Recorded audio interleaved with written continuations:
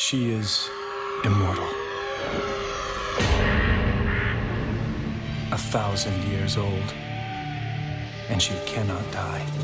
A creature of legend, like the raven. A thief who stole the sun and the moon. They sent a warrior to bring her back. He found her. Together, they brought back light to the world. I was a cop. To me, she was just a thief. Another day on the job. But she wasn't. She changed my life. Changed everything. And both of us knew from that moment on, nothing would ever be the same.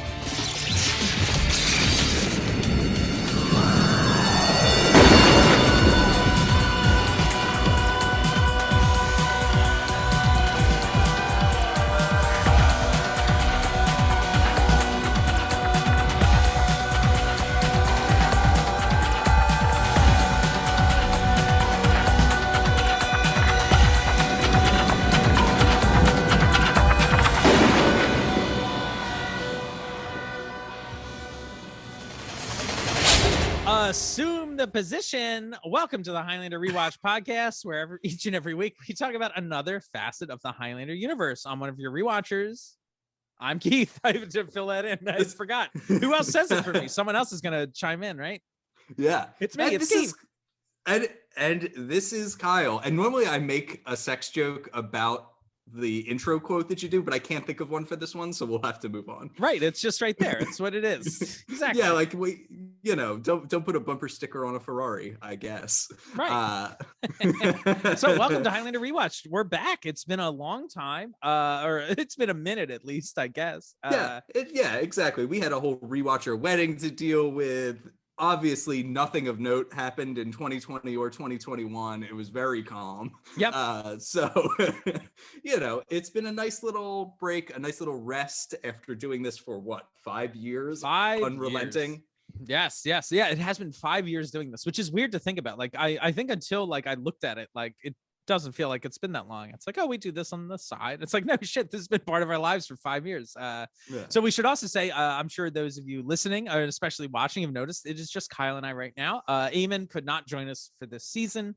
But Kyle and I wanted to continue with the podcast and make sure that we've been talking about the Raven for a while, and it's been a minute since we've released some new episodes, so we wanted to get back into it.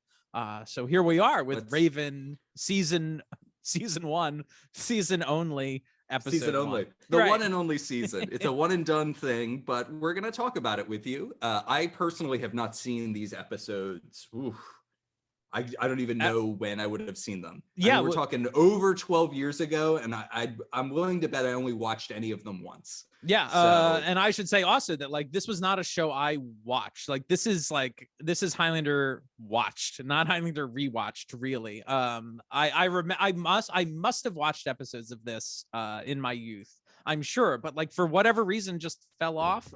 For whatever reason, maybe I didn't like it so much, or who knows? I don't know when it aired, but this was not a show I kept up with, and so this is all going to be pretty new to us, which is fun to continue the Highlander mythology in this way.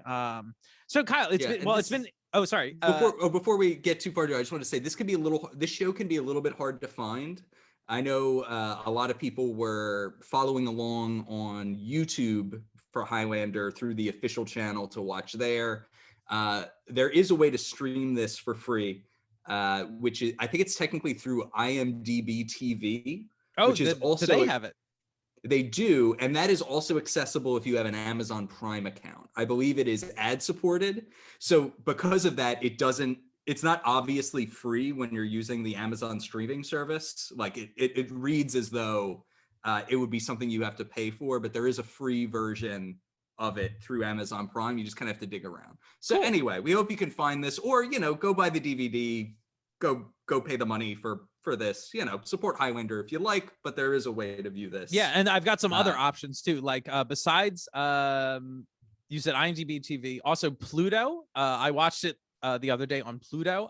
What an app that is. We love that app. Not familiar with that one. Oh boy, it's like it does no joke. It doesn't even have a search function. You can't hit like a button to be like search for Highlander the Raven. Like you have to scroll around the app on your TV and find like action TV shows, and then like it's oh my and even the thumbnails on the app like look horrible. But it's on Tubi, it's on or Pluto, I should say. It's on Tubi, Amazon Prime. I think you've mentioned, Kyle.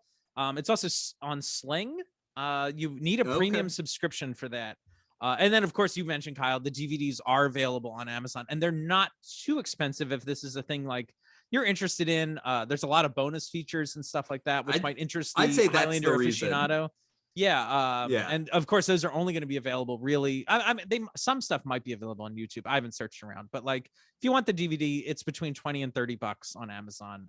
So it's not that bad. I think it's like I got mine for around $20, I think. So, and it still had the sticker on it to win a free cruise. So, enter that contest, I guess. Did you win? No, I did not, sadly. When's the cruise? It's in the summer of 1998 or whatever. Oh, great. So Kyle, it has been summer, I'm sure. That's right. It has been a minute since we all like were together. So I thought we could like recap, like what we were doing like little COVID updates. It's just been it's been a minute since we were all voicing our opinions on podcasts and stuff. So what's been up in your life since we last released an episode, which was over the summer? So yeah.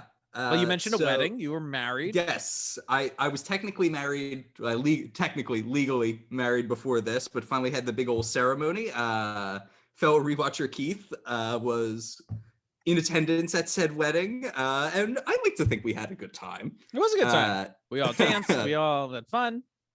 Yeah, the weather cooperated. It was lovely. Drank very tall gin and tonics. That was did anyone talk to you about that, Kyle? Yes, for whatever reason, they loved these very tall glasses. They were serving like old fashions in like these enormous glasses that I think were getting people very drunk. Yeah. But I guess that's part of the point at a wedding. I don't know. That's right.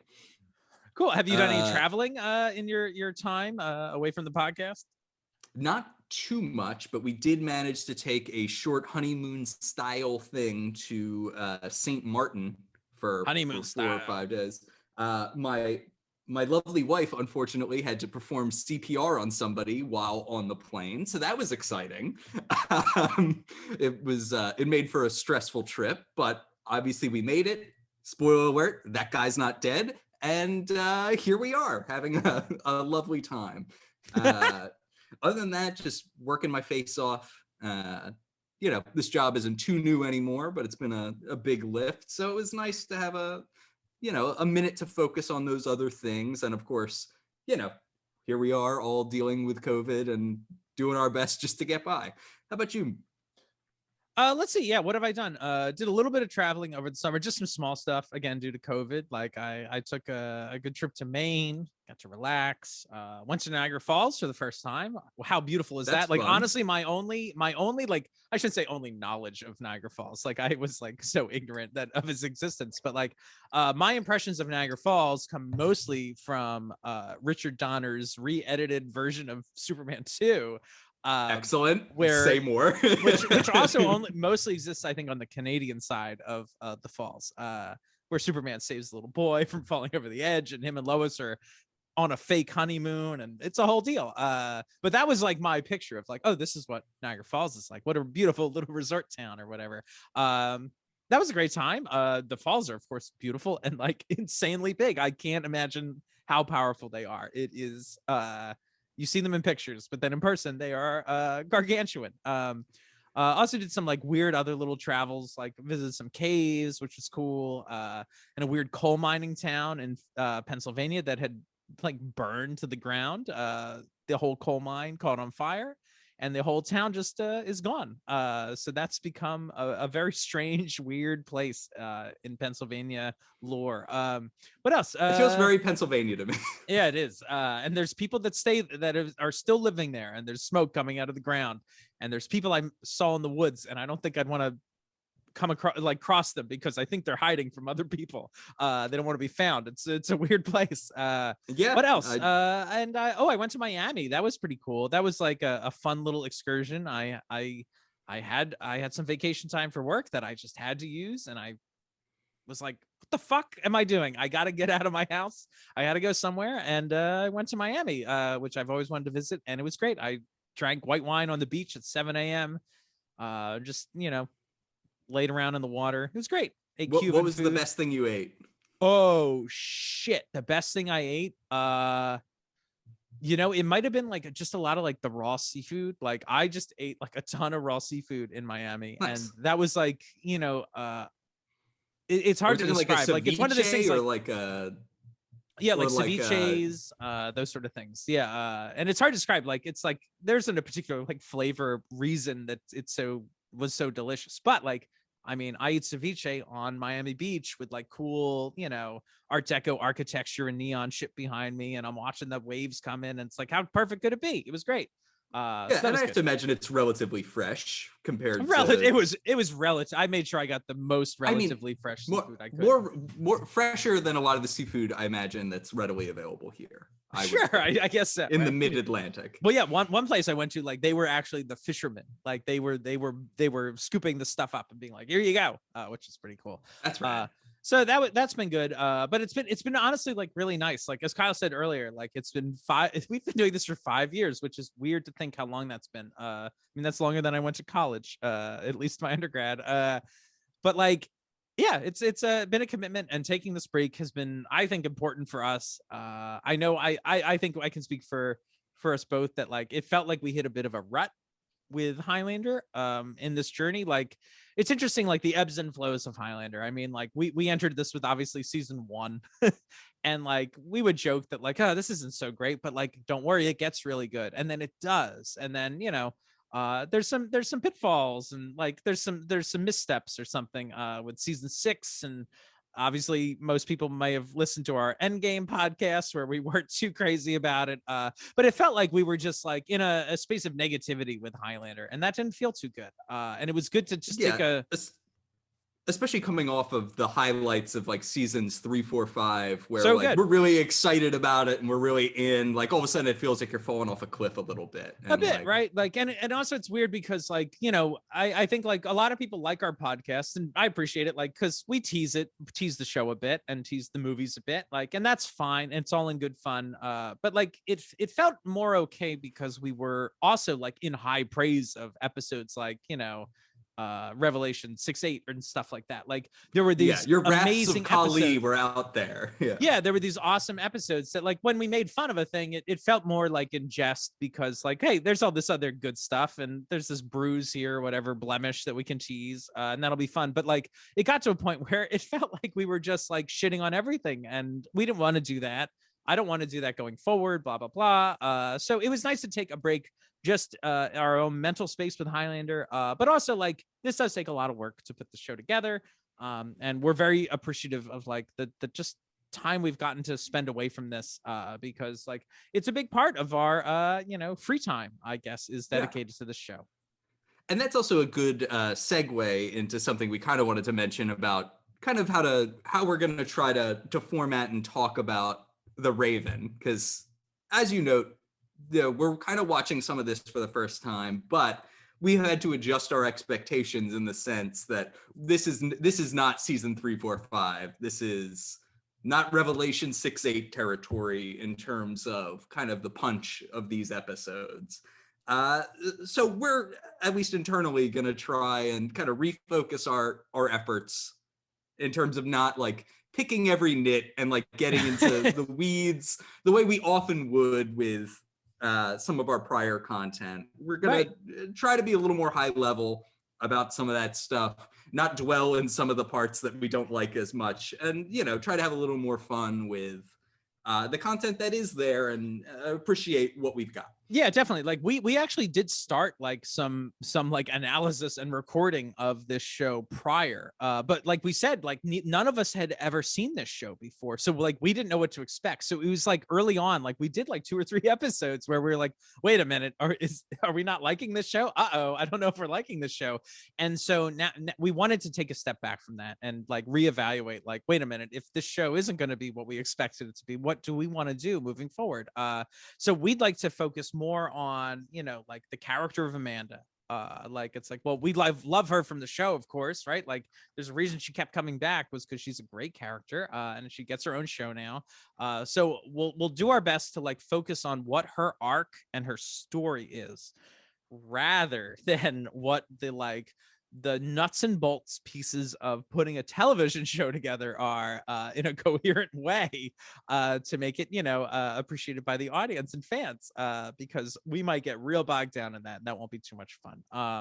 Now I'll also say that we've seen these episodes, at least these first couple, prior. So like I know my notes are a little bit more in the weeds on these first couple because I was like, this is our show, right? We got to get into the gritty details. But yeah, we'll try to be more positive about this because of course we like Amanda. We also like a lot of the people that are involved in making this show. But of course this is an extension of like the Highlander property, and there's always, I suppose, a bit more money to be made or something from these things. And this just we're going to be talking about this differently. I don't know how else to describe it. It's just a bit different. And of course, also, like we said, like we didn't watch this when we were growing up. So like, we just also have a different emotional connection to the show, right? Like the emotional connection that I have to like the original Highlander with Christopher Lambert or Adrian Paul as Duncan MacLeod. Like I have like real, like heartfelt sentiments about those films and TV shows. Regardless of the merits to it, I still just like, I feel something when I see Adrian Paul doing some weird martial arts kata thing. Hell yeah. And like it doesn't have to be more than that. I still just have an emotional response to that. Right. Amanda like quipping someone in this show or, doing sword work in this doesn't evoke the same emotion necessarily. Right. Yeah. We grew up in this in a different context. We'll try to make new memories surrounding this thing to the extent that we can. But that's that. That's that. And so also yeah, go ahead, Kyle. I was just saying, just because there's two of us now, we're also going to pare down some of our extraneous segments extraneous is the wrong word. They were fun. We enjoyed them, but that are a little trickier to do with two people. So the games and catalog items and things like that, we may spice that in occasionally, but since it's just the two of us, we're going to try to focus a little more on the core content, because those things just don't quite work as well in a duo.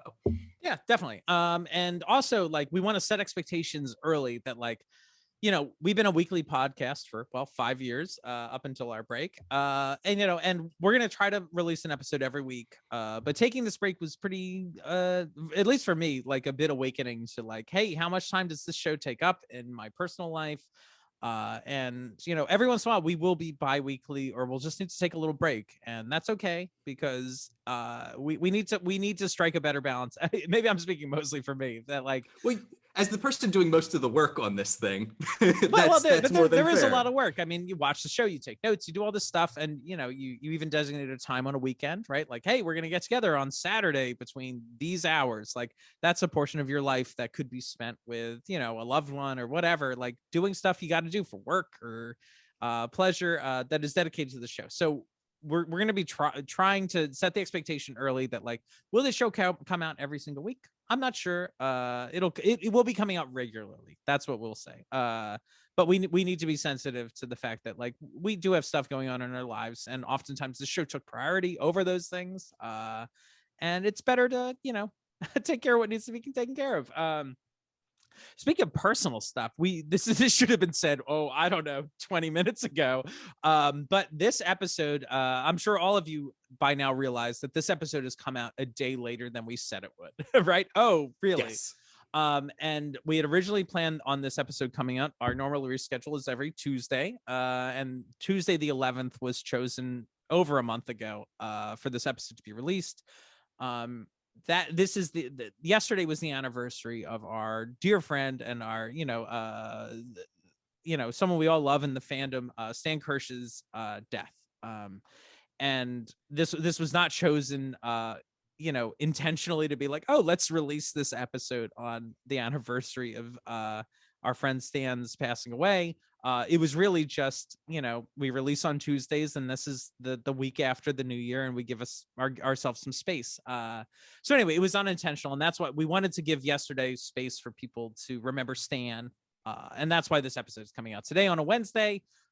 because we don't want to take away from that and the attention that people's memories will be drawn to, rightfully so, to remember Stan. So anyway, that's why this episode is coming out a day late. But that was not it was not really intentional or anything like that. Yeah, our bad. Our bad, of yes. course, yeah, very much so. And of course, our thoughts on the entire community's thoughts are with Stan's family and those who loved him. Sure, us included. So yes, we've talked a bunch. Here we go. Finally, time, I guess, to get into Highlander. Are we talking Highlander? We're going to talk. We're here to do. Hey, this is interesting. We haven't talked on this show for a few months. Ghostbusters have not been brought up. Ninja Turtles, especially, have not been brought up.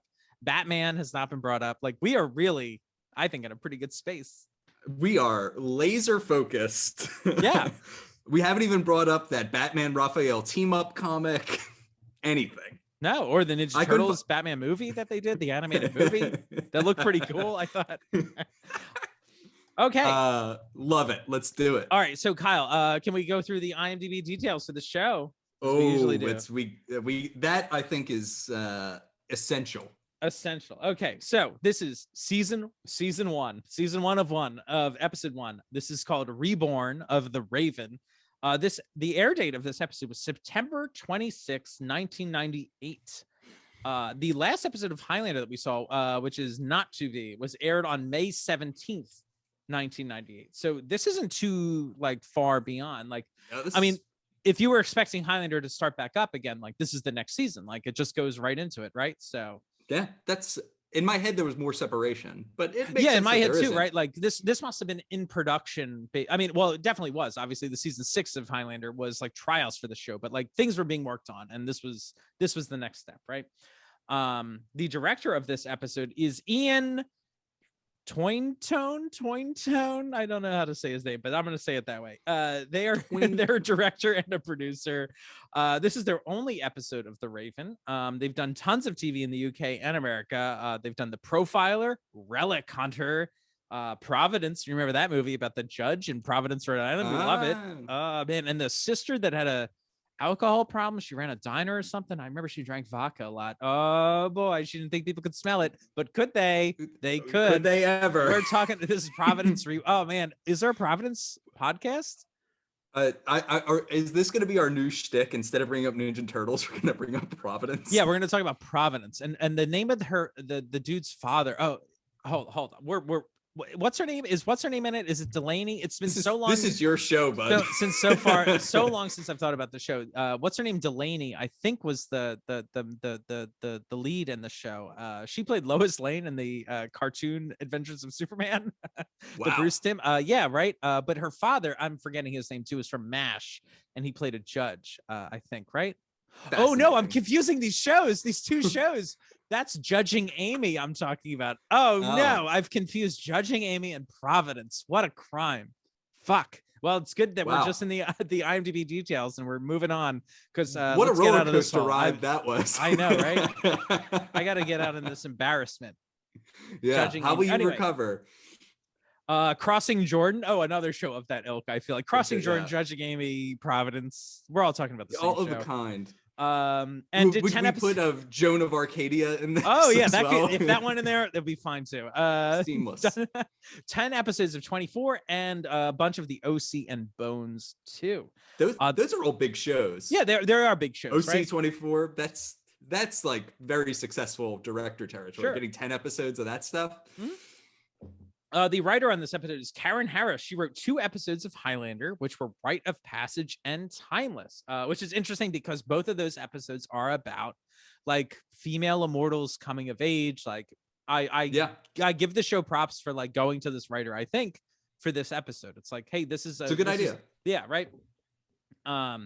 So this is her first 3 episodes of The Raven. She wrote 12 episodes of The Incredible Hulk show, which is interesting. It's from the 70s and 80s, but that's cool because Elizabeth Grayson starred in one of the Incredible Hulk TV movies in 99. 99. Oh, so right around this time. No, in 1990. Excuse me, 91. I think is. Yeah. It's probably 89. I'm probably completely wrong. It doesn't matter. But she also wrote the Roseanne unauthorized bio TV movie. Interesting. And it was on 178 episodes of 100 General Hospital. So wow, great writing that's career. an awful lot. Yeah. So let's talk about who stars in this show. This show stars, of course, Elizabeth Grayson. Duh. Who? She played Amanda in 29 episodes of Highlander.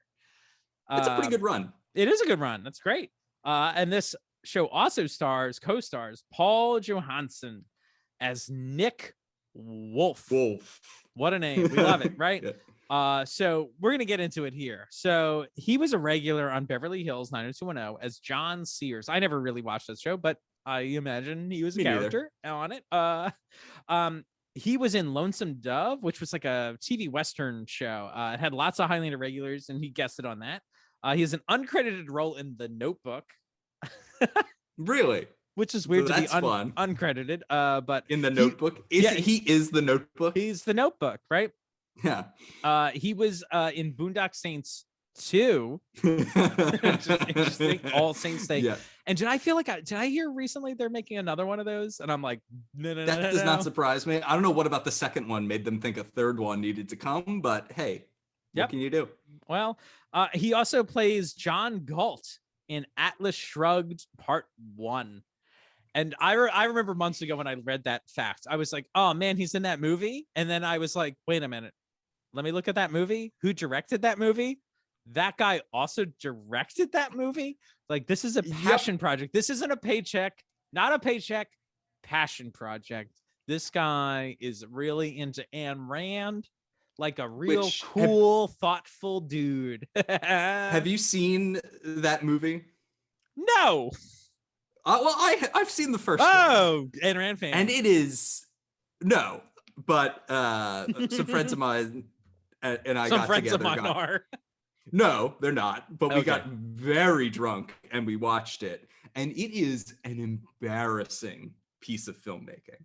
Like, it is just like, I was not expecting to like this movie for a lot of reasons. Because how good the source material is.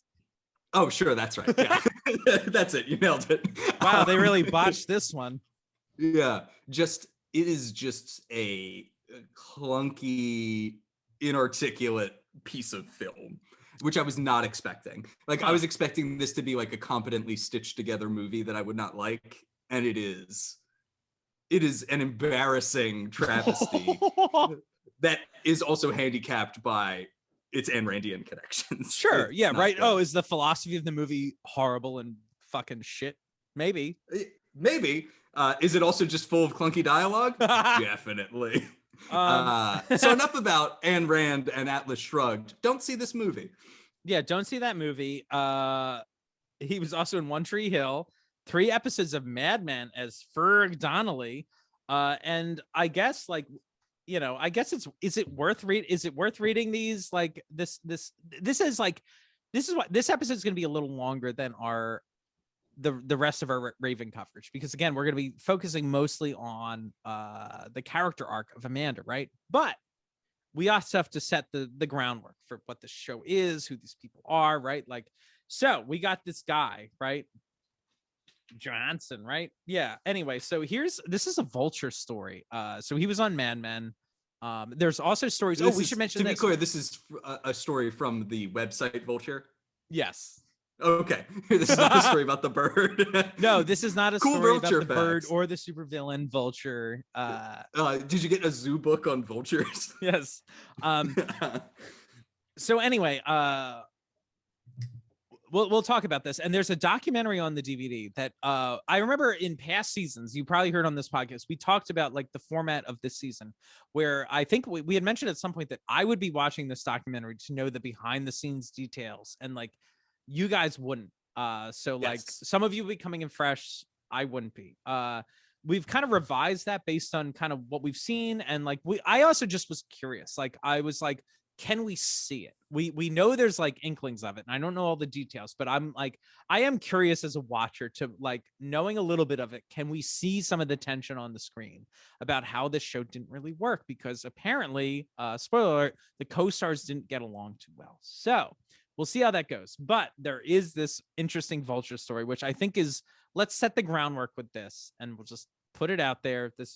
We're just reading what they said. This is not Islander Rewatch saying anything or accusing anyone of saying anything. Kyle, you're a lawyer. Does that sound good? Sure, go for it. Cool. The caption on the photo of the co-star in question just reads Ferg, actual creep. And it says BuzzFeed reporter Susan Chang has a deeply uncomfortable story about Paul Johansen, who did a GIF post on the site on 13 ways to react to dicks at work. Turns out he's one of them. During this encounter with Chang and 3 other female BuzzFeed staffers, Johansen acted like his character, Ferg Donnelly, would have on Mad Men. There was inappropriate touching, bad rape jokes. As he was speaking with one of the staffers about tennis, Johansen told her, quote, "My serve is pretty strong," he said. "I'll serve the ball right down your throat." My head snapped up. I was so alarmed. I nearly missed his next words, which involved him telling my coworker that he wanted to take her into his cave. Apparently a reference to Canada, where he's from, where he'd put her on her back. Oh. Then Ferg got physical and slung his arm around her back. The encounter continued. "I'm not shy," he said to my colleagues and me under the hot fluorescent lights inside the studio. I laughed at his improvisation, which admittedly was pretty funny.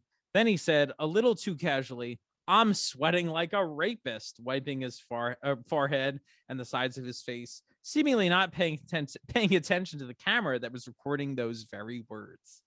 Another bad joke, followed by more inappropriate touching. With his hand on my back for the second time, he asked, "Do you ever take people in there and make out with them?"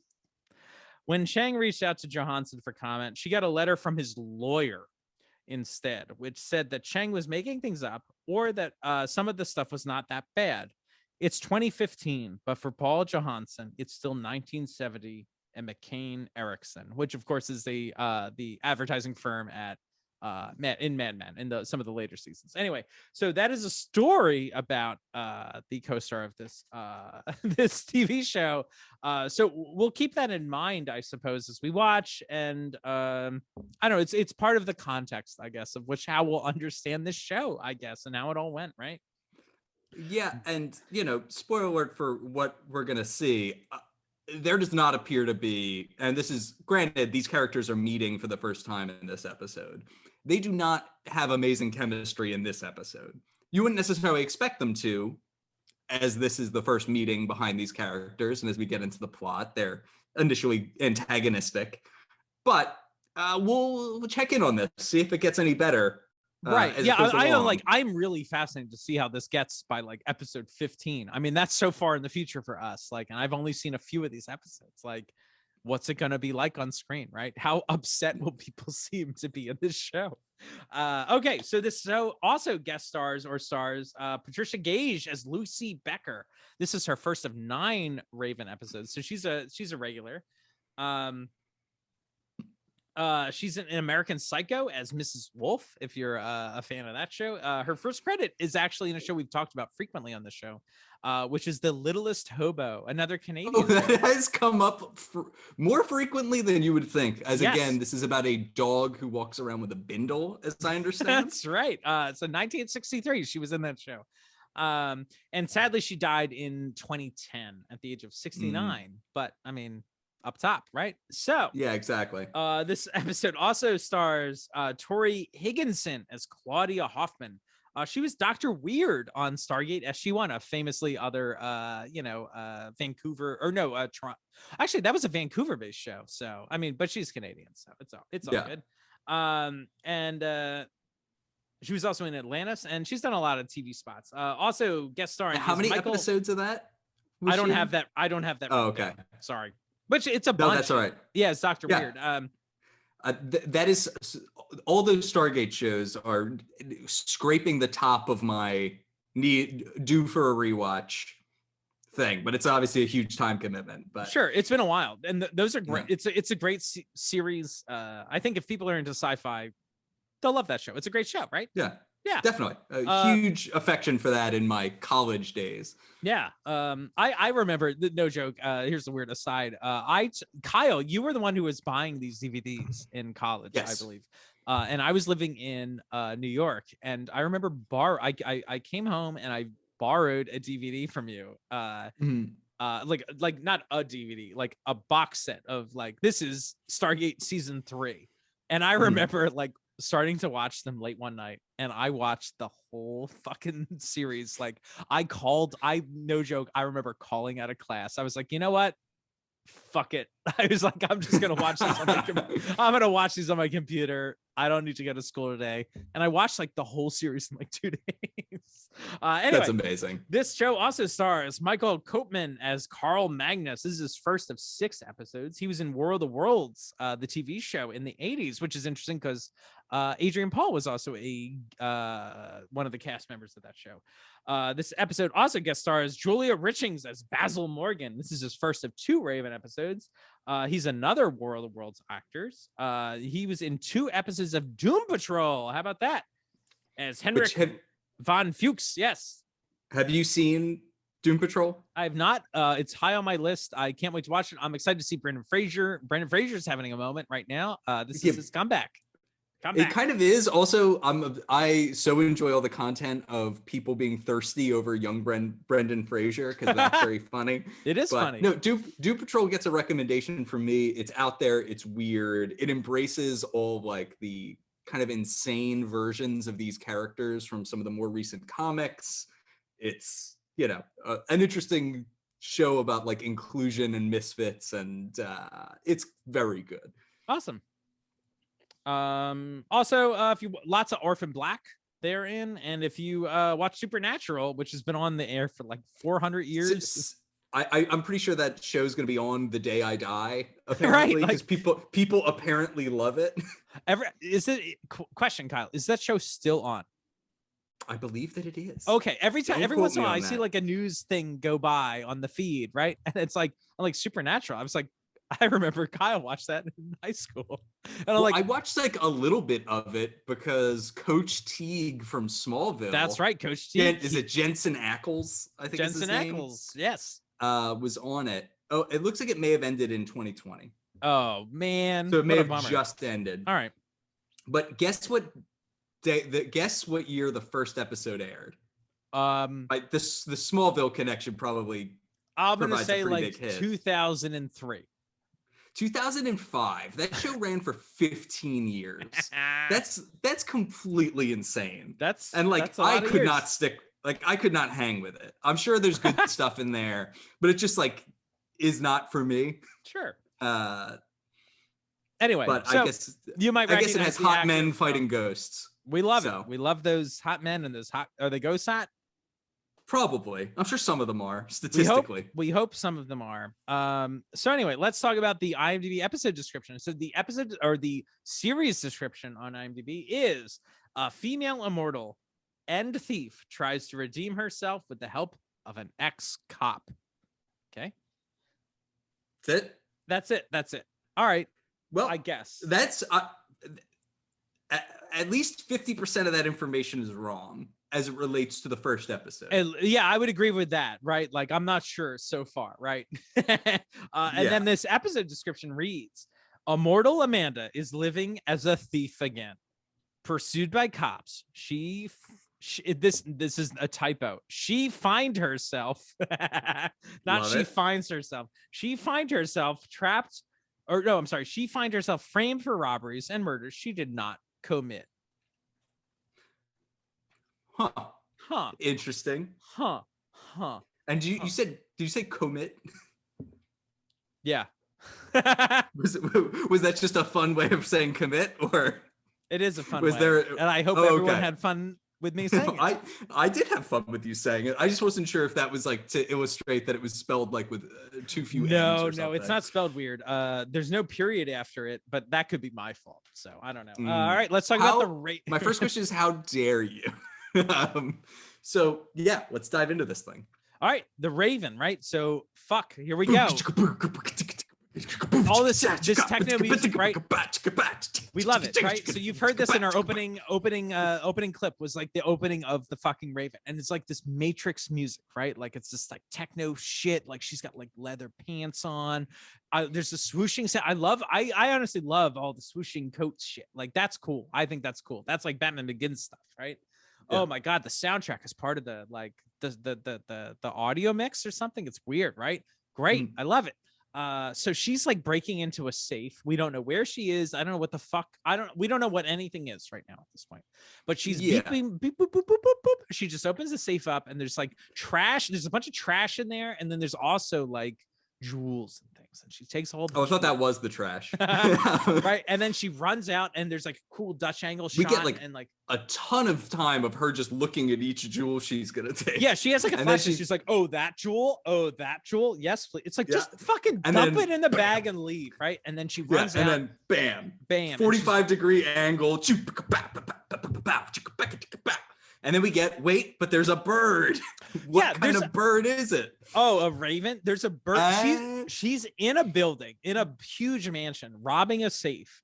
And then a bird lands on a wall, and she somehow sees this from inside. Like she like looks at the bird and smiles. It's like, hi, bird. And she's like, my bud, the bird. And I'm she like, says it like what? Snuffleupagus. Hey, bird. Hey, bird. Oh, that's true, right? They did have that relationship. But like, I'm like, what the fuck? I'm like, does she have a connection? Like, I don't know what any of this means, other than all of it is just evocative of like blackness and ravenness and like whatever, right? Bird shit. Like that's all. This to me, this cold open means nothing at all. Yeah, it's really just like, that happened. Like it has nothing to do real. I mean, I guess we know that we've always known she's a thief. I guess we see her steal, but that's it. That's it, right? Right. And all the questions moving forward, like, we'll get to all this stuff later. Yeah. So, then what do we get, Kyle? What do we get? We get the actual opening credits that we got to hear, which people listened to earlier. Very much reminds me of the first season of Highlander opening credits as well. Oh, okay. In the sense that it's like, it feels a little half complete in terms of telling the story. Like they eventually, once you get the Joe voiceover in the original series, they really nail it in terms of like giving you a lot of information about getting up to speed on what this thing is. Like, it really puts it all out there. This is just Detective Nick Wolf. First off, he provides spoilers about what's about to happen. Yeah, that's really funny, right? I'm an ex-cop. What? What happens at this episode? Yeah, in this episode, he is a cop. Yeah, he is, right? He is when present will he be police. An ex-cop? Also, by the way, at the end of this episode, I say, is he an ex-cop? I don't think so. Like, it doesn't, I'm not even sure. Whatever. Fuck. This is so messed up. All right, go on. So that's like confusing, but like he tells some story about like the Raven and like a warrior being sent after the Raven, and then they team up to bring light to the world. Hell yeah. Or something like that, which is like interesting as like a thesis statement for the show. We can revisit that as the series goes along. Like, to what sense this kind of like myth of the Raven is supposed to underlie this show. But then like doesn't really say anything about what immortals are. There's no reference to the game or beheadings or anything like that. So it's, at least in the first open, you got like, when the fall of the sword and the stroke of the head releases the power of the great. Yeah, like you got at least, it was a little confusing, but you at least got something to cue you in to what's happening. Right. This, you really don't. No, you don't. You don't. Yeah, it's crazy. Like I throughout my notes have this question that is this show meant for Highlander fans? If it is, this is all repetitive and boring. If it's meant for not Highlander fans, they're going to be confused because you haven't given them enough information. Like there's just stuff. I'm like, wait a minute, what? Like, what the fuck is the buzz? The buzz happens in this show and there's no precursor to it. It just fucking happens, and it happens in weird ways too. Anyway, we'll get to it, but wow. Okay, so let's talk about what this like opening credits says, right? Like it's all about like there's this like it's similar to the opening credits of Highlander the series, right? Like with Adrian Paul. Like it's like 1,000-year-old, she cannot die. That's like exactly what Joe says, right? Yeah. And it's Nick Wolf's face right up in the camera at first. And like, I audibly laughed because I was like, oh. So yeah, I mean, this reads here. I'll read it real quick. It says, "She is an immortal, a 1,000-year-old, and she cannot die. A creature of legend, like the Raven." Right, and then we get into it. Right, a thief who stole the sun and the moon. They sent a warrior to bring her back. He found her. Together, they brought back light to the world. I was a cop. To me, she was just a thief. Another day on the job, but she wasn't. She changed my life, changed everything. And both of us knew from that moment on, nothing ever would be the same. And then like techno Raven music, right? Right. So like the thing I don't understand is that doesn't seem like an accurate version of the myth, because it's also it isn't. told again later. Right. And we'll hear this a second time, and it's not like this. Yeah, and from I think just hearing that story for the first time, you would think that the Raven took light away from the world and then put it back. And that doesn't really sound like a hero. That sounds bad. Right. that doesn't sound good. Whereas the version you'll hear later implies that like, there's like a heroic thief, not a villain.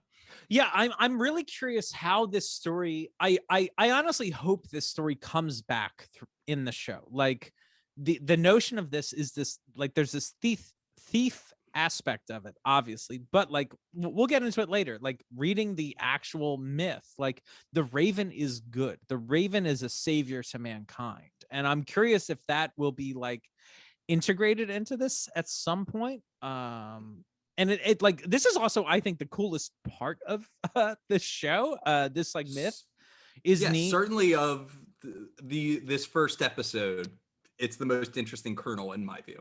Yeah, and we'll talk about, well, there's all sorts of stuff to talk about with this, but yeah, I think if I was a new viewer to the show, this opening credit, it's weird because it's drawing from the better opening credits of Highlander the series, where they like got their shit together and were like I love the Joe monologue. I think it does a bang up job of like summarizing pretty much everything, giving you the rules. Like it's good. It's weird that this like taps into that, but also I'm like, what the fuck is happening? Like I don't know about beheadings. I don't know any rules of the game. Like it's weird. So I don't know. And it's also strange as we're about to see. They told a story where her immortality is irrelevant. Yeah, and I'm very curious how many times they're gonna do that in the future. Like why isn't the immortality like a part of this story? Because it doesn't seem to matter at all. This is just like an episode of VIP with Pamela Anderson. Yes, it kind of is. That's like, another this what a like weird if they like USA show. Like what was the second episode of the original series? VIP with Pamela Anderson. Joe, yes. I have that memorized. I know every episode. Isn't it Family Tree? Yes, like Family Tree is the second episode of Family. This episode feels to me like if Family Tree was the first episode of Highlander. Oh, interesting. Okay. Like that's very much how this reads to me. But go on. Okay, so we get this. So after the opening credits, I can't believe we're only like 2 seconds of this fucking show, but it's okay.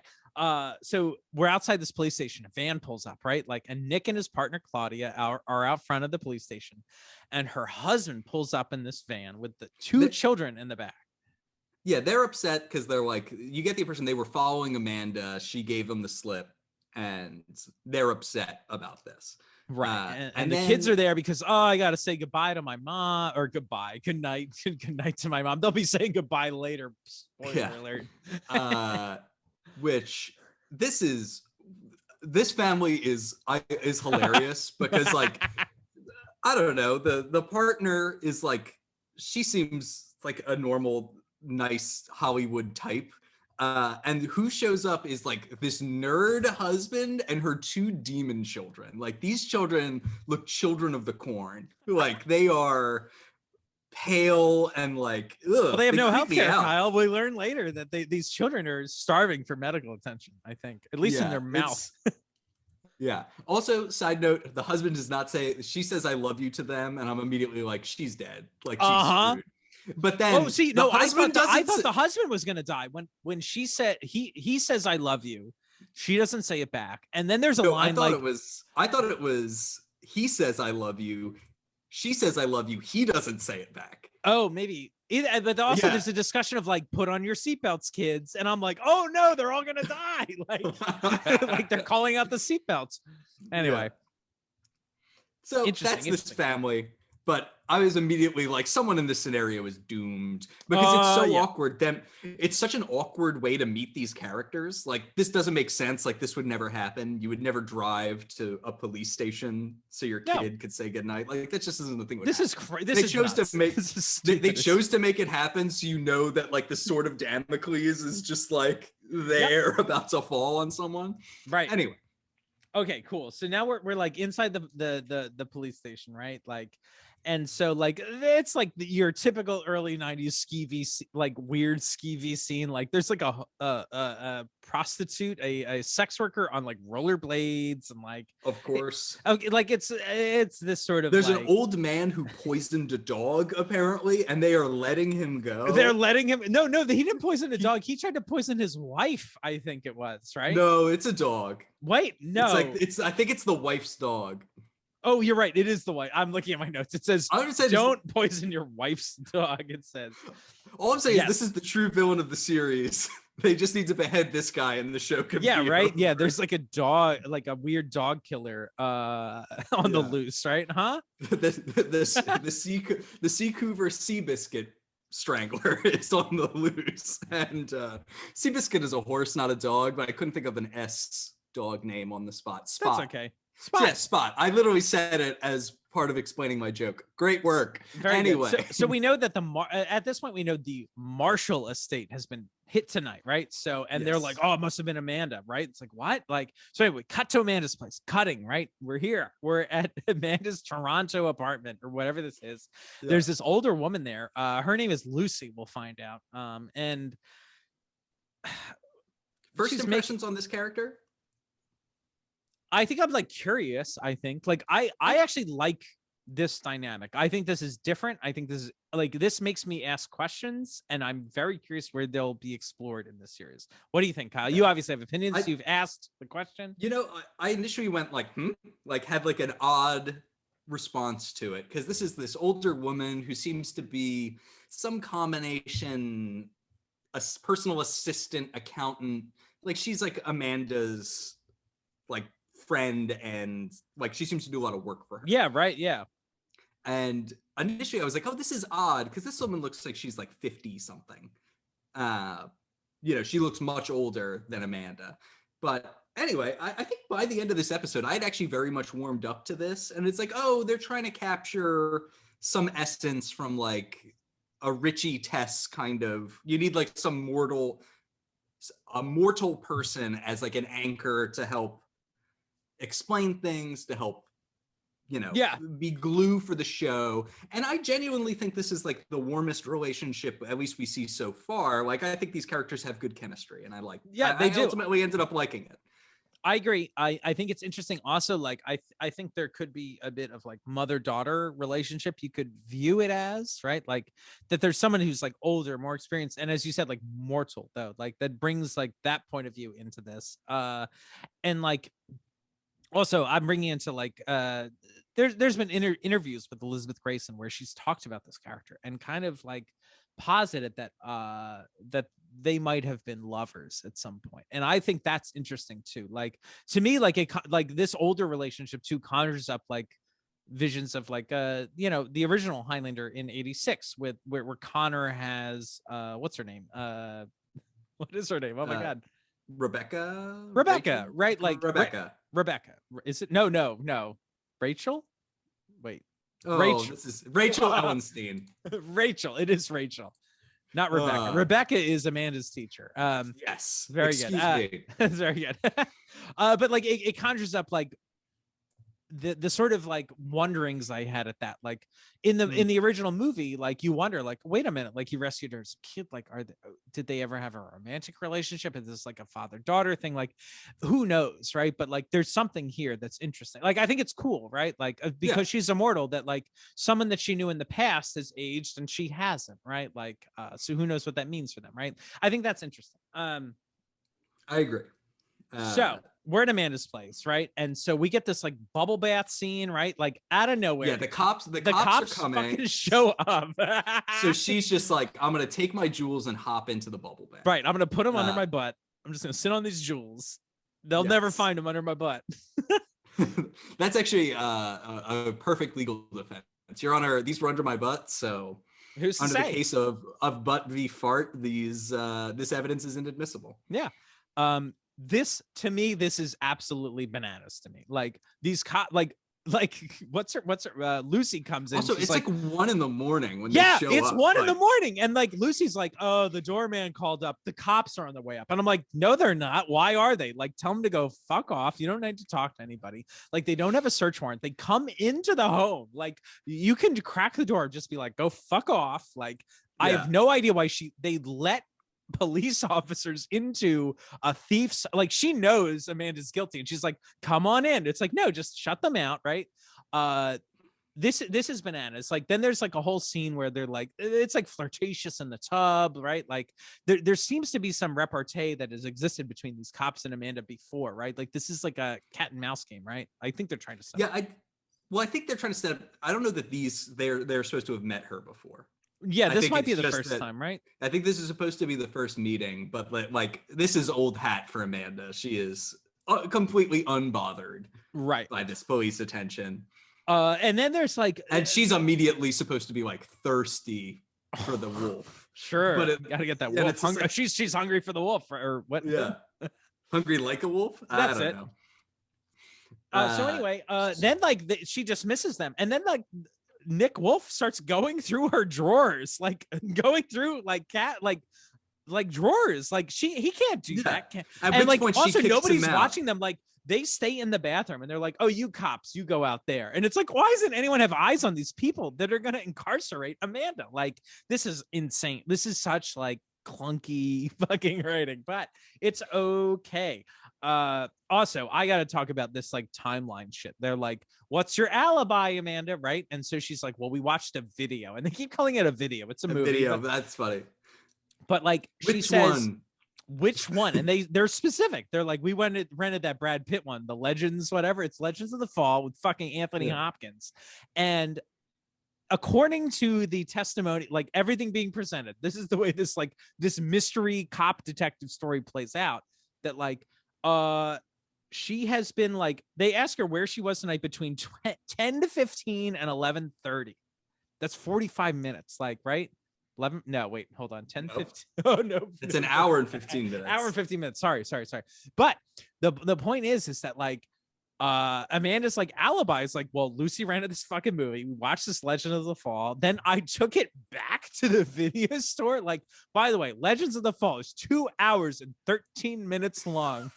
They rented it. When did they rent it? Did they really fucking rent it at 10:15 at night or before? I think she just told them what they did that night. I don't think she was like limiting herself to the. Well, I don't fucking know, but like either way, I don't know when you return this thing. Is it the Dropbox, the video store? You got to get that credit for the early return. That's right. You do get a credit for the early return, and it is worth it. Never forget that. Yes, right. Yeah, if you can.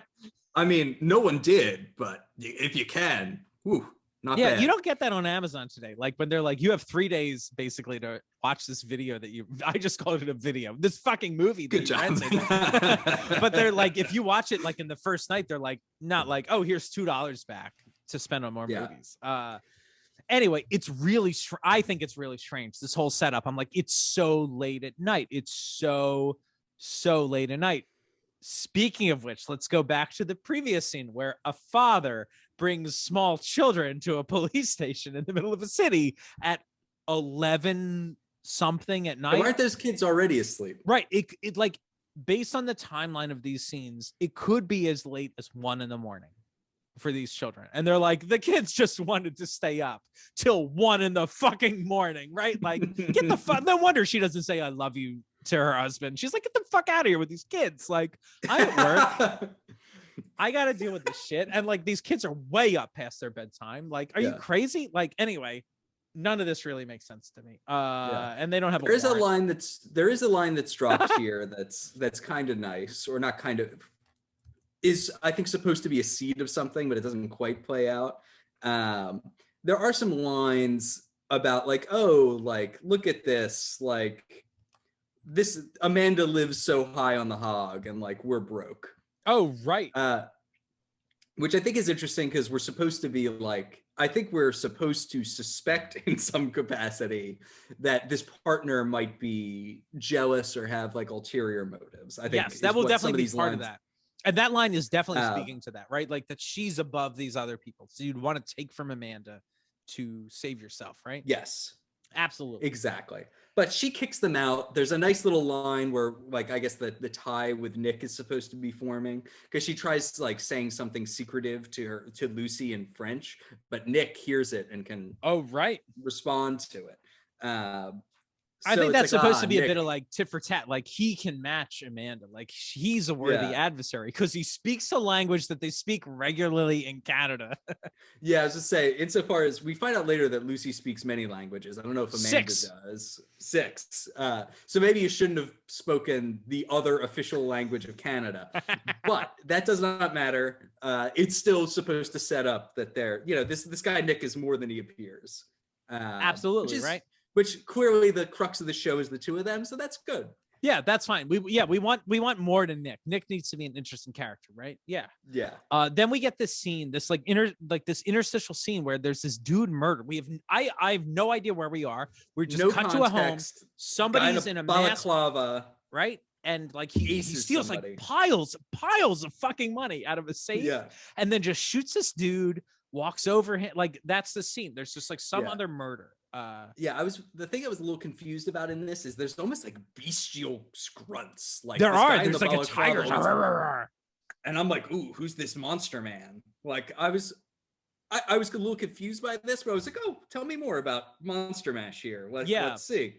But the audio implies a much more grandeur than is revealed later in this episode. Yes, spoilers. Yeah, right. So, this isn't what's his name, the hunter guy from Highlander, prodigal son guy. Hyde, because he likes to take animals' hides because he's a hunter. That's the deal, right? He's Hyde the hunter. This is not Hyde the hunter. This is just a weird animal fetish man with a gun. I don't know. Well, I don't even think he's supposed to have made this sound. I think it's just the soundtrack. Well, the soundtrack is I don't know. Anyway, so we're back. So then back at Amanda's place, he's going through the drawers. Like this is so crazy. Like that's about it. Oh, and they talk about the braces thing. The braces things get brought up at this point, right, Kyle? So like this like Amanda eats high on the hog. Claudia is like, I can't pay for my kids' braces, right? Like, which I think is interesting social commentary. Also, is like, you're a police officer, like, how much do you make? Like, what's happening in your life? Like, does your husband work? Like, this is a struggle that everybody should be aware of. That hey, people might deserve healthcare. Moving on. Anyway, so now we're back at the scene of the robbery. Let's see. Move on past all that stuff, right? All right, let's move way past all this stuff, and now we're next day, Harry's house. We'll learn this is Harry, right? Yes, Amanda's going to find a fence because she needs to move these hot jewels. So she basically just goes to that house we just saw and discovers, that guy who we just got shot by Monster Mash is Harry, cash and carry Harry, the best fence in the area. Right. So she's got to get out of there. Right. And there's some woman spying on her through like the blinds of a house like across the street. And I like hate this. I hate this so much. This doesn't make any sense to me. Like, I'm like, who is just staring at the door across the street? Like, why is like, I don't understand why they like constructed the scene this way. Like here we go. This is where we're going to get into some of the gritty script writing details of the show. But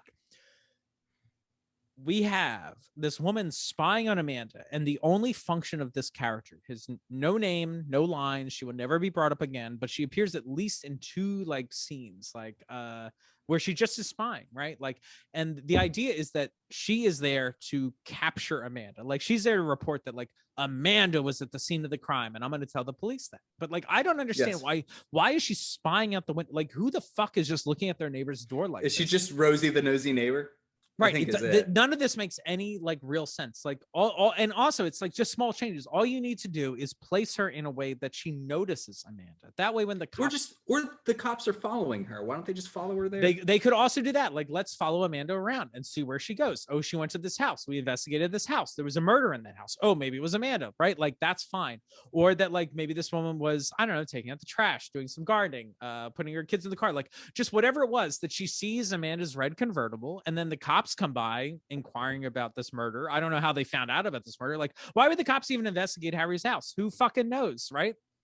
They somehow, I guess Harry has loved ones, perhaps. Maybe. But whatever. Like, the point is that like this woman doesn't say like, oh, there was this red convertible that drove up and I saw a blonde woman go up to the door. I don't know what that means, but that's that. Like, but instead they created this crazy weird character that is spying on their neighbor. Like, it doesn't need to be like this, and it's really strange that like the motivations are all like wrong. Like, it doesn't make sense, like, to me, naturally, that this would happen. Like, this isn't like a real crime story. This is like, it's weird, like it's all forced together. It's forced. It's no good. It's no Christmas Crime Story. No, I love that movie. So anyway, they then take this opportunity to just go arrest Amanda. Yes. So she decides to try to run away, essentially. Like, they find that the gun has been planted in her house. Right. They bust in no knock style, by the way. Kyle, you're a lawyer. No knock. They bust in the door, and like Claudia looks like, reaches into the couch and is like, oh, I got to change the TV station. The remote control must be, oh, it's a gun. It's the gun. There's a gun in the couch cushion. Like, what? Well, I think we're supposed to be suspicious of this. We are. As we'll come to find out, a cop did plant this thing. And of course, we're supposed to think perhaps it's the partner because she's the one who locates it. Yes. That being said, we see enough of balaclava person that I think you kind of know it's not a woman. Oh, interesting. Okay. Don't quote me on that. But when I see balaclava person, yeah, the build is wrong. Like, it just doesn't look like it could saying, right? be her. Yeah. So your suspicions are elsewhere, right? At this point, I see. Yeah, they were, and I was like, oh, maybe I am supposed to think it's her, but it just doesn't visually match up. But regardless, they go to cuff Amanda. Amanda just hauls off and kicks the partner in the chest and splits out of there.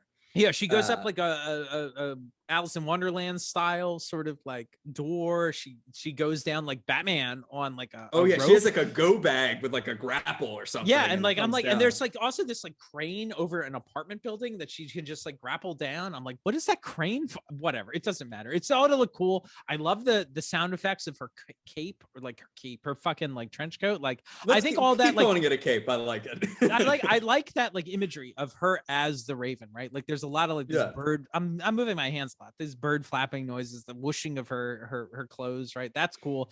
I also do want to bring up another timeline thing here, like much like the bullshit, like her kids visited her at 11:30 at night or 1 a.m.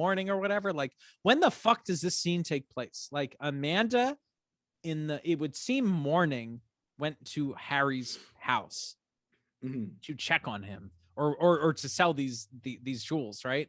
Left, but then like she comes back at night. Like, what the fuck did she do all day? Like, she didn't come right back. Like, she just had a day to herself and then was like, oh, hey, Lucy, my friend was murdered. And I think, like, what? Like, whatever. Anyway, the cops show up with a no-knock warrant in this very short amount of time.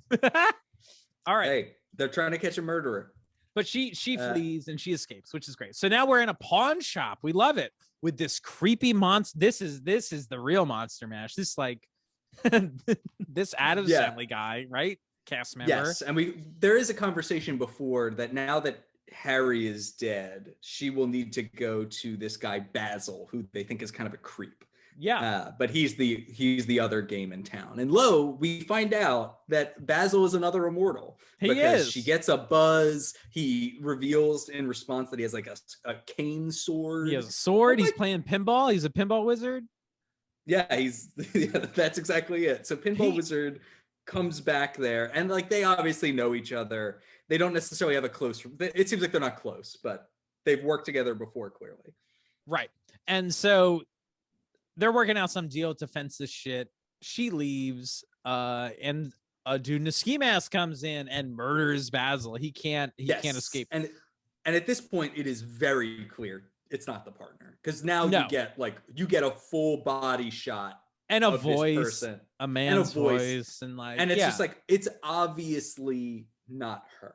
right. So, I wish that the audience was on this journey more.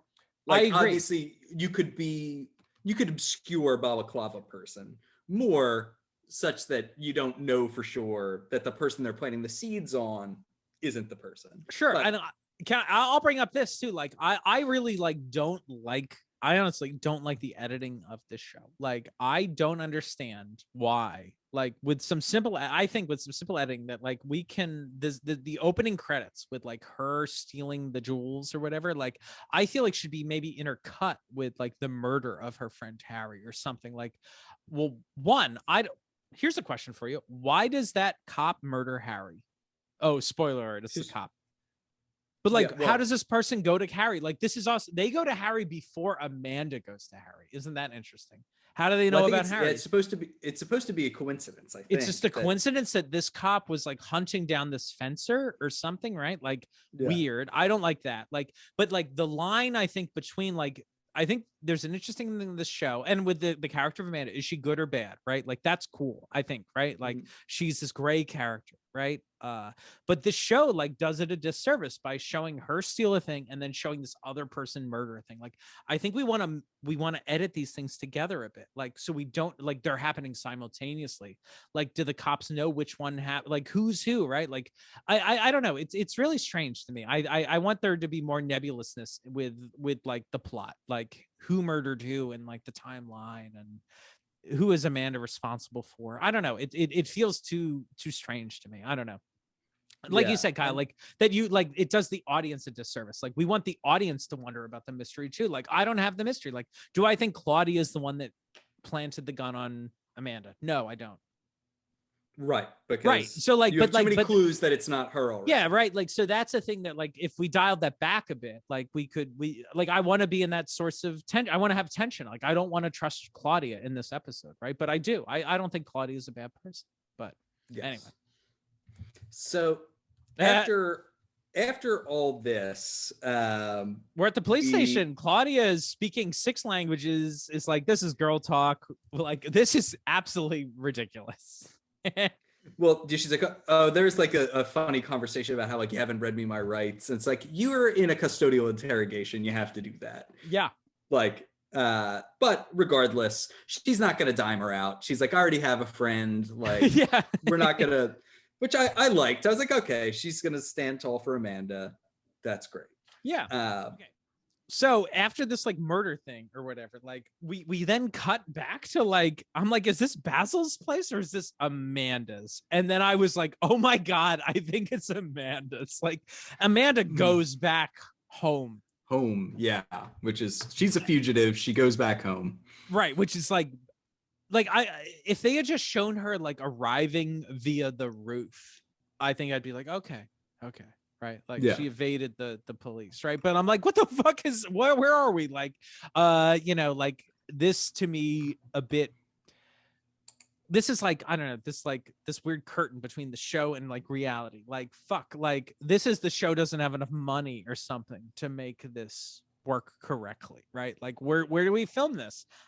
I don't know, just do the scene right there, right back in the house, right? Like, I don't know. Yeah. I don't know how it all works, but sorry. I was like, fuck it.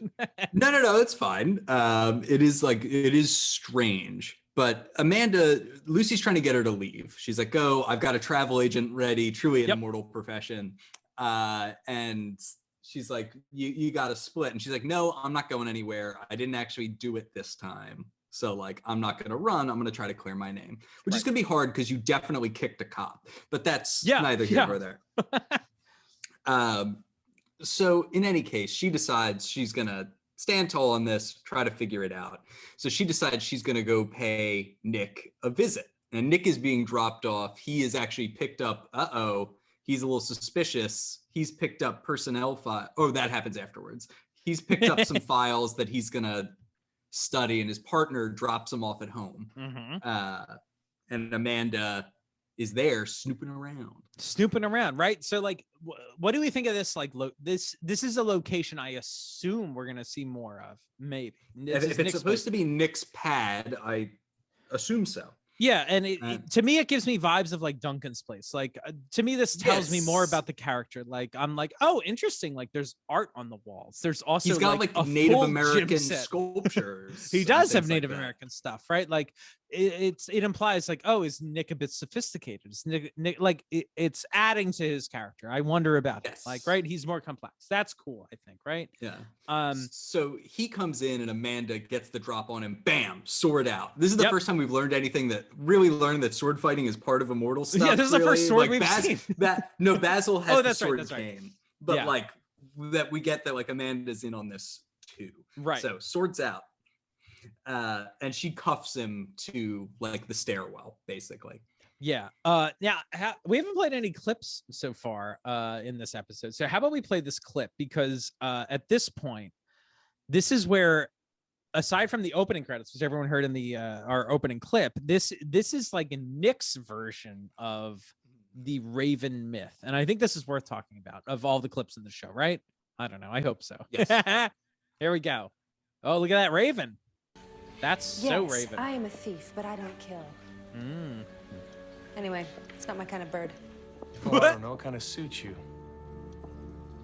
The Raven's all over mythology. Norse, Greek. In fact, there's an Eskimo legend about one particular raven. A what? It seems this raven was a thief. Eskimo?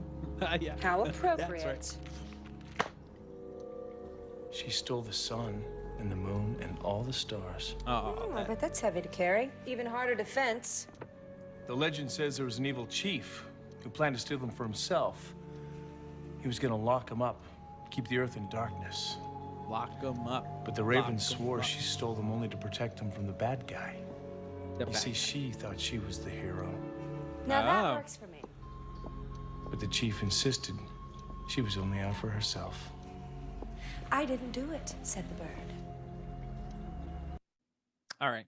I actually do like the "I didn't do it," said the bird, which is I think funny. So this is a better version because now it's not just a theft for no reason. There is a connection there that, you know, this trickster character of the Raven might be good. Right. And that's nice. That's like a good wrinkle and like an okay, I think, thesis statement for the show. Yeah, and I like this idea. There's this notion that like, is she good or bad? I don't know, right? Like that's interesting. I do think there are some problems with how it like clashes with this like legend of this Raven character, right? Like, and what their goal is, and like, I also like in my research, I don't know if anyone knows anything out there, send it to us, because like I couldn't find like in the opening credits, they're like, they sent a warrior to bring the Raven back or whatever. I'm like, huh?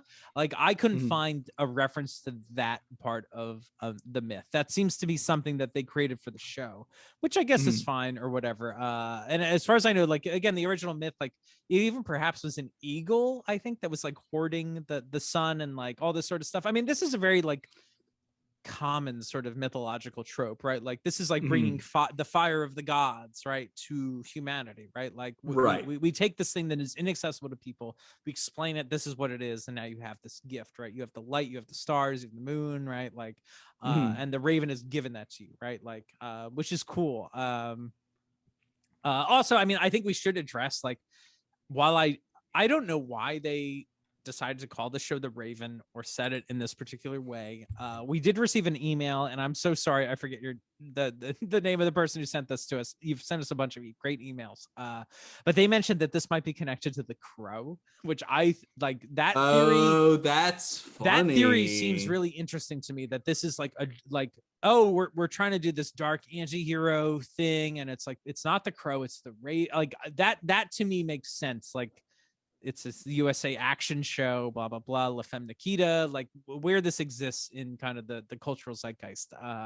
But like, it is also kind of weird that like, hey, here's this Native American mythology. Anyone, Native American in this show? Is it portrayed by a white person? Like all this stuff, like, I don't know what that's about. Like that doesn't feel super great. But I don't know. It's cool that they anchor it in something, though. There's it is cool. No, it is cool. There that they anchor appears it to in be a something. thesis here in some Right. way. I just wish there was like more to it. Like, does Amanda even realize, like, for instance, like the sort of like call of the hero, like, oh, I'm the chosen one, I'm the Raven, right? Like that she hears the myth and says, like, that it's an impetus for her to go from like her thief ways to her heroic ways, right? Like that's the thing to catapult her into that journey, right? I'm not sure. Anyway, all right. So at this point, the partner comes back because she tried to call because Nick left a file in her car. Right. When he doesn't answer, she comes back and bam, puts the gun on Amanda. And now just like you do when she's someone doesn't arrested. answer their phone, you pull out your gun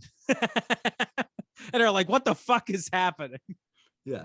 And Nick's just like, I'm sorry, I was pooping. But no, she comes back, gets the drop on her. And bam, they have caught Amanda. And this is where Amanda lays out her theory that she was framed by a police officer, right, to these people. Right. So then anyway, we go back to the police station, right? And like, I guess like at this point, they're questioning her there, right? And like, yeah. So Nick thinks she wants to get caught.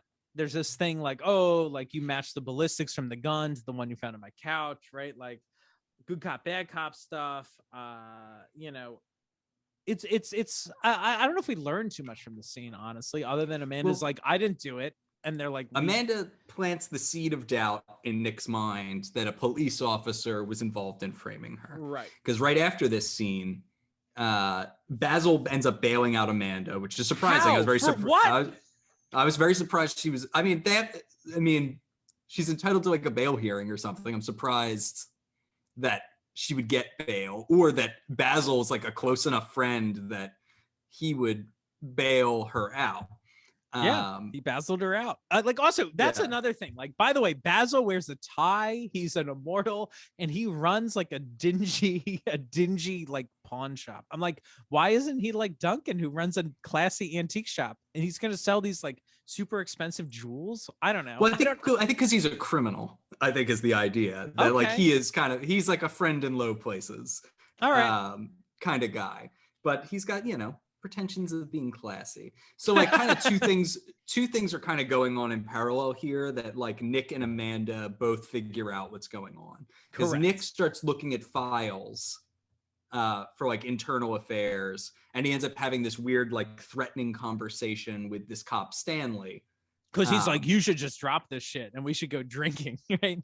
But they end up like, Nick is clearly on to him, and it's like, I mean, also he has that like that like bombshell argument that like, her file says she never used a gun. Yeah, it's like interesting. Oh yeah, but the criminals. Yeah, it didn't say that they used the gun to murder whoever. Right? Like that's so crazy. Has anyone?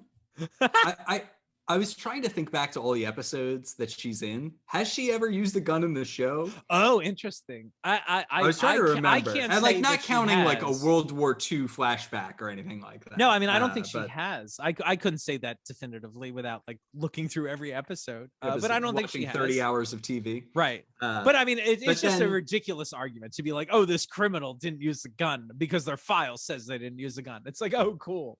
Like, yeah.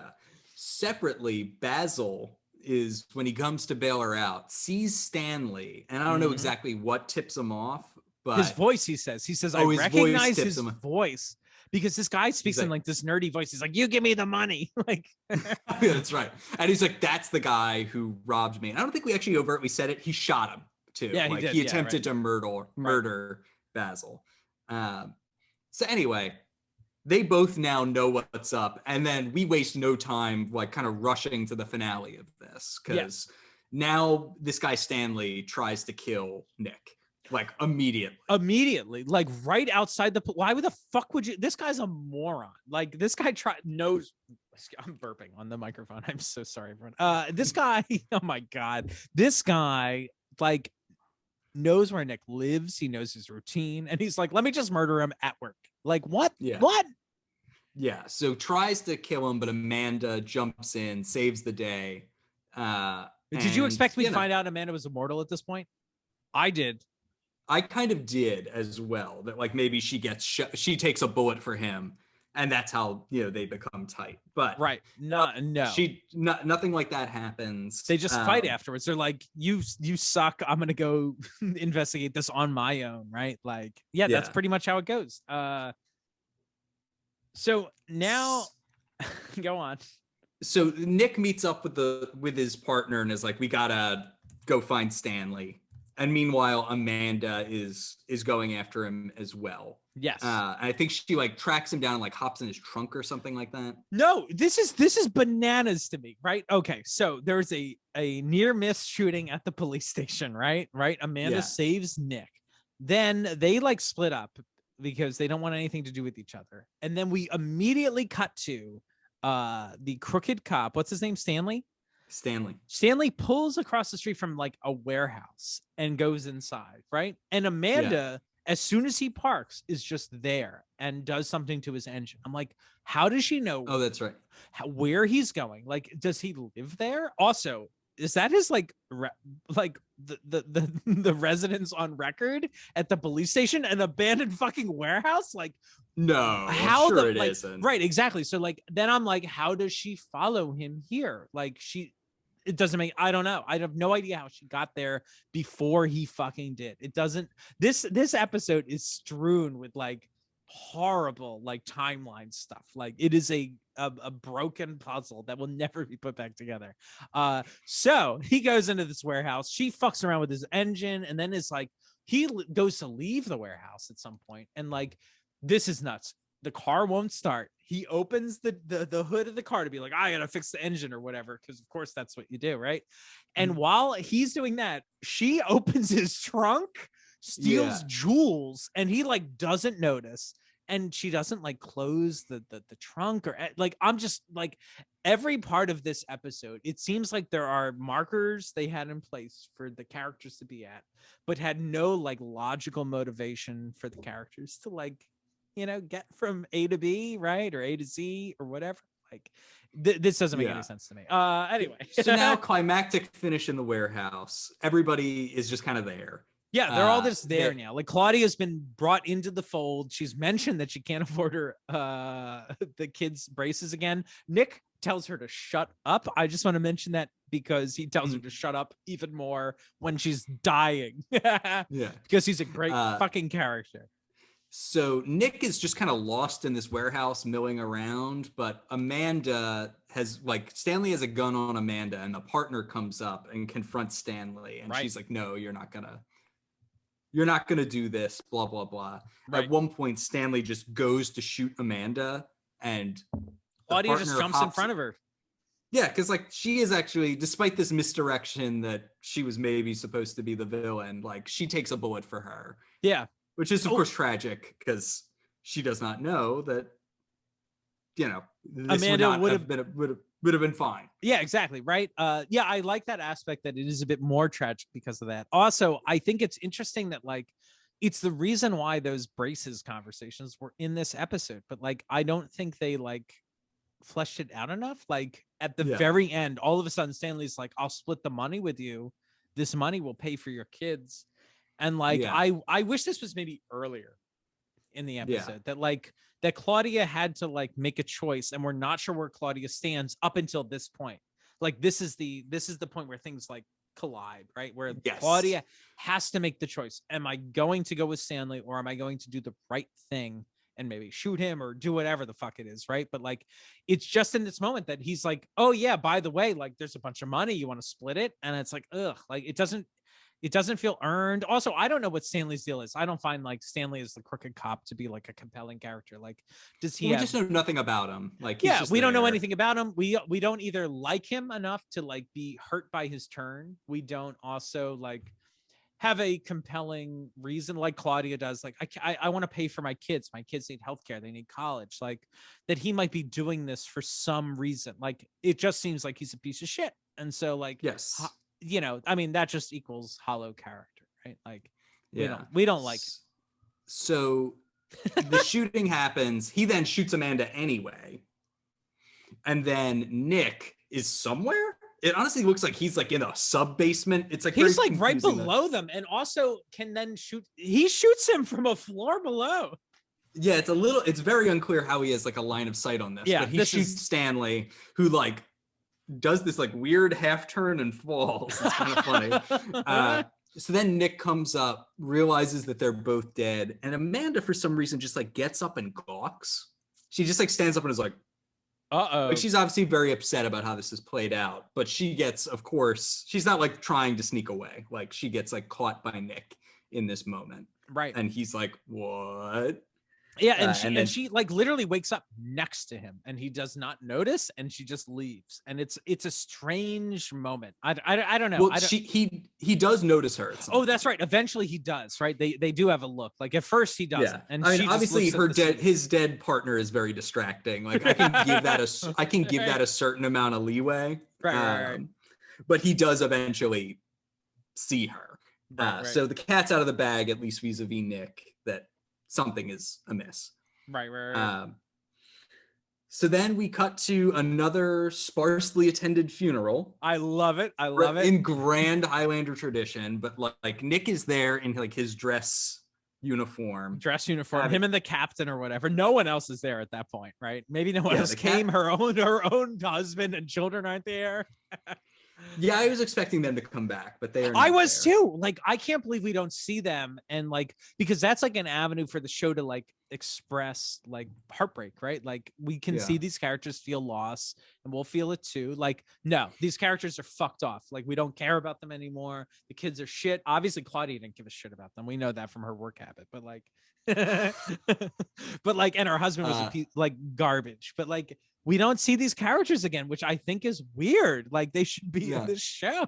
They took great pains to put them on screen, and then they don't come back. Yeah. But then this captain comes over and is like, "Look, it would be really bad for the department if all this stuff about Stanley and how she died comes out. Yeah, you should just like sweep this under the rug, Lieutenant," and like offers him a promotion to like keep quiet about this whole thing. And then what does Mr. Nick Wolf do?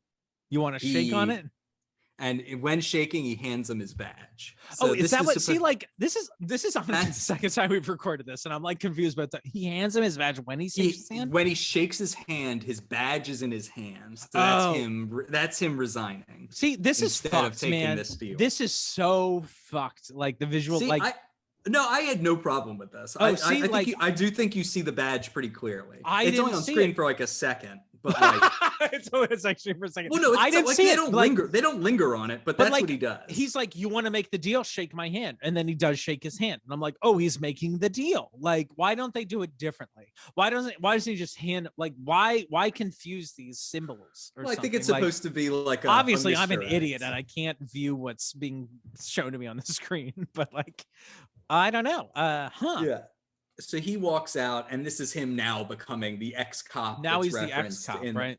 Yeah, but it's like obviously we didn't know this was coming before the episode started, but for the opening credits, so like they probably should have omitted that detail. But, yeah.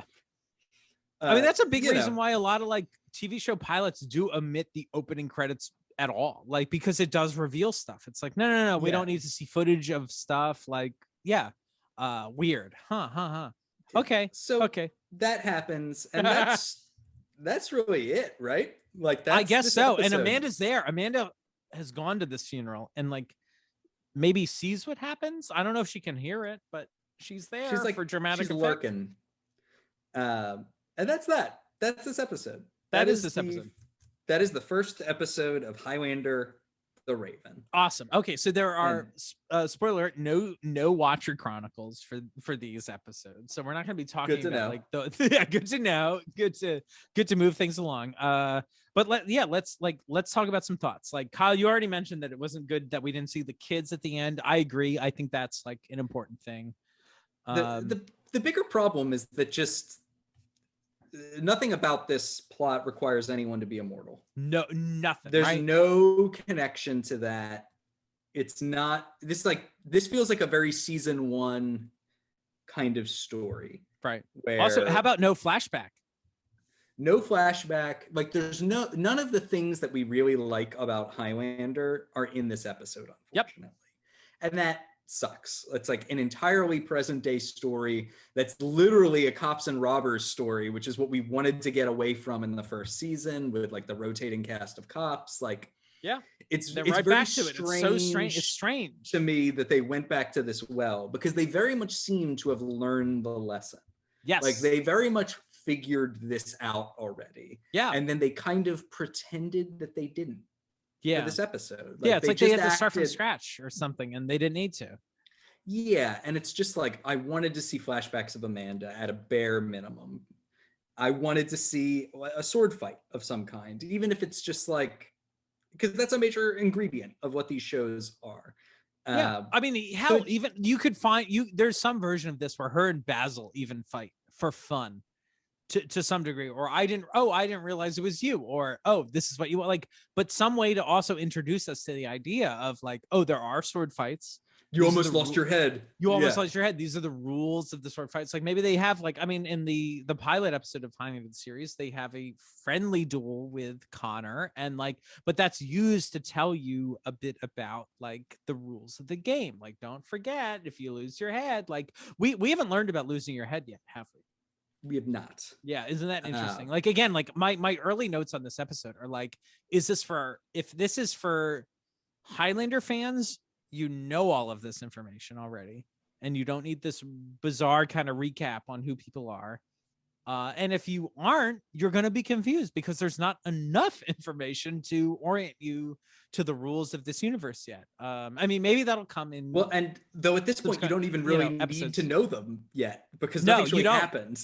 Yeah, nothing happens. It's really strange. I wish, like, especially a flashback, like I think would be helpful. Like just something, even just I mean, Amanda is faced with a moral quandary here about like running or staying, what's her responsibility, what isn't, like all her friend And Harry, maybe it's something about like a friend that was murdered.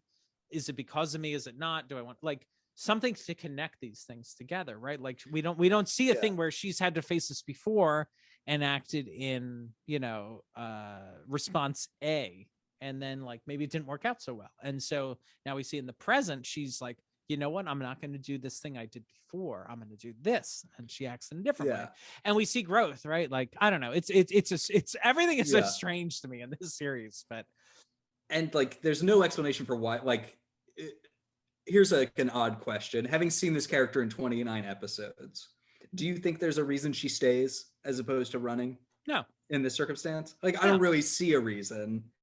There's necessarily even, like there's there could even be weird reasons. lines that they're like, Amanda at one point in this episode says, I just got here. But I'm also confronted with this reality that the police have seemingly been chasing her for a long time for a string of robberies. And I'm like, but you just got here. Like, I don't know. It becomes really hard to orient to this, like, because you want to believe their choices, right? Like you want to be like, oh, if I was in their position, I might make that position too, right? Like, and this show can demonstrate to me the effects of that or whatever, right? Like like it ultimately comes down to like she just like stays because she doesn't feel like it.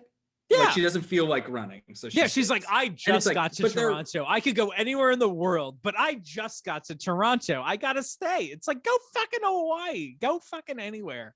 I mean, nothing against Toronto. I've been to Toronto twice now, and it's a beautiful city, and everyone should go there. And it's a wonderful place. And Canada is this supposed to be Toronto or Vancouver? This is Toronto. This is Toronto. It's not in Vancouver. Okay. Yeah, which is, I guess, interesting. I don't know why. Like, interesting also why. Like, was that the production staff that was like, we want to film in a even more urban environment, or was it the Canadian Council of Film or whatever that was like, we want more shows in Toronto right now, like, so we'll give you a tax credit to go there.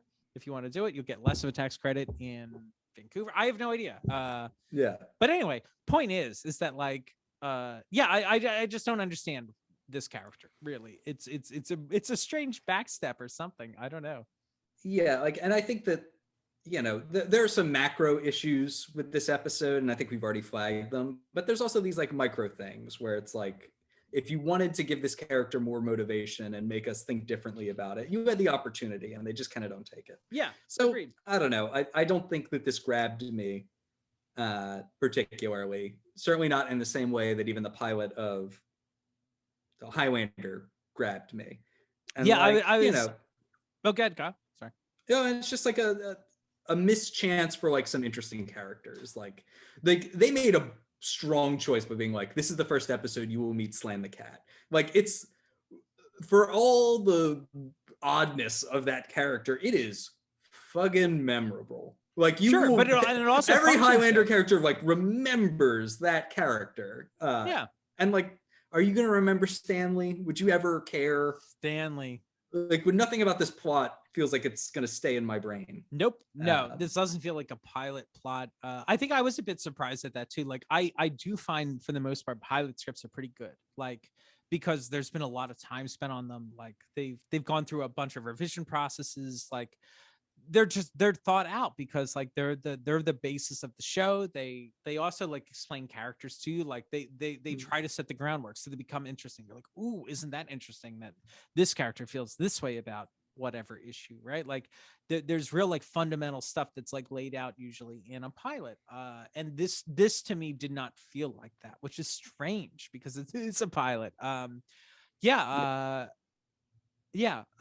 don't know if I would like continue watching this. Like the pilot, as much as I like in some cases don't like like the pilot to Highlander the series, I think does a lot of very good things.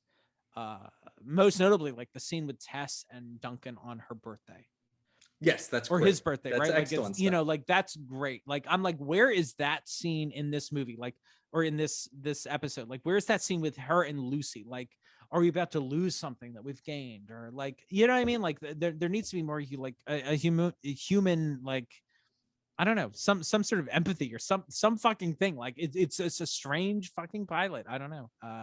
But that's good news. There are some more interesting things coming up in future episodes that are more immortal-y and more perhaps relevant to some of the things we've been talking about. So, you know, stay tuned. We'll hopefully be getting some more development and more interesting moments coming up. Yeah, hopefully. I want to learn more about Lucy. Obviously, I want to know what like this version of Amanda is, right? And like the cast of characters she will encounter, like with her, I assume cop counterpart, right? Like that we've got these two heroes in this show together, right? Which is cool. Yes. So Kyle, I have to ask you, as we do every episode, how many sets of braces would you give this episode? Well, like myself in my youth, I was about to say I'll give it one set of braces. That's not true though. I will give it 1.5 sets of braces. I do like Amanda. I do like this Raven tale, like this myth. That to me is the component that actually gets my imagination going a little bit. Yeah. But otherwise, this, I don't know. I don't want to beat up on it. Everything's already been said, but it does feel like a big step backwards for what this mythology has built up over 6 seasons. Sure, that's a good point. Keith, I will. How many stolen sons would you give this episode? I'm gonna give it 1.5 stolen sons. Because look at that. We needed a little bit more of that UV radiation. Yes. One more sun than we have. Also, I think it is.